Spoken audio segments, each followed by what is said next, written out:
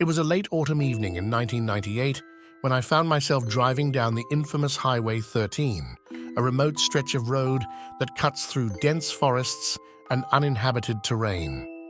I was heading to a small town where I had an interview scheduled for the following day.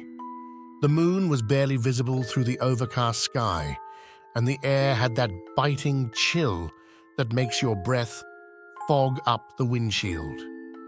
The road was desolate, just me and the occasional flicker of the dim headlights illuminating the trees on either side. I'd heard rumors about this road, whispers of strange happenings and eerie sightings, but I never put much stock into them. It wasn't until I saw her that I understood why people spoke of it in hushed tones. About an hour into my drive, I noticed a figure on the side of the road. A young woman, perhaps in her 20s, standing motionless in a long, flowing white dress. At first, I thought it was odd for someone to be out here in the middle of nowhere at this time of night, but then again, this was a rural area. I slowed my car and pulled over. The woman looked up as I came to a stop, her face pale but not entirely unfamiliar. There was something about her that felt off.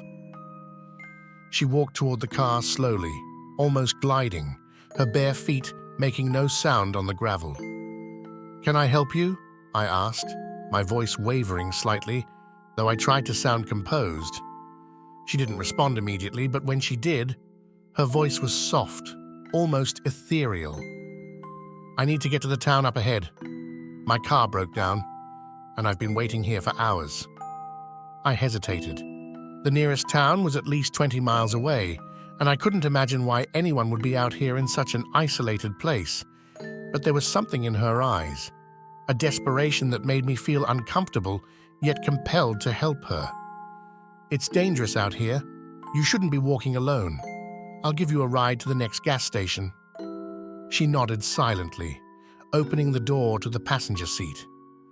The air inside the car felt colder as she settled in, and I noticed her eyes had a distant, hollow look.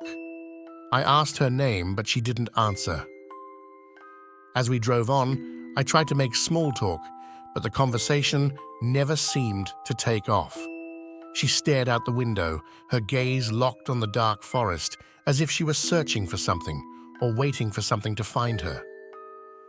Minutes turned into hours, and I began to feel uneasy. The headlights cut through the darkness, but the road stretched endlessly ahead, with no sign of the town. I checked the time. It was well past midnight now. Finally, I decided to break the silence. "You know, you never told me your name." There was a pause, and then, in a voice barely above a whisper, she replied, "I'm Sarah. I'm sorry for bothering you." I nodded, but couldn't shake the feeling that something was wrong. I had passed the same intersection several times, and yet the landscape felt eerily unfamiliar. The trees had taken on a strange shape, as though they were closing in on me. The car's headlights flickered. I slammed the wheel to the right, barely avoiding what seemed like a figure in the middle of the road.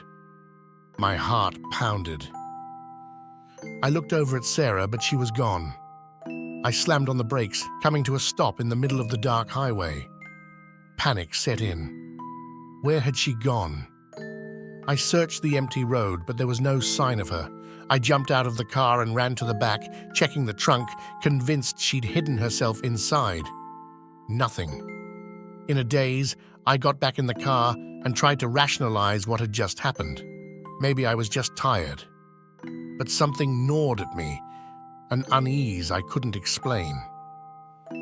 The next day, I went to the gas station near the town I had been heading to. The clerk behind the counter looked at me with a mix of curiosity and apprehension when I asked about a woman named Sarah who might have been stranded along Highway 13. "Oh, you've met her, haven't you?" he asked, his face pale. "You're not the first. She's been seen by dozens of drivers over the years, but no one can explain why. The legend says she died in a car crash years ago, right there on Highway 13. She's still out there, looking for someone to help her find her way home." Chilled to my core, I left the gas station in silence. I never spoke about that night again, but every time I drove down that highway, I could feel Sarah's presence watching from the shadows.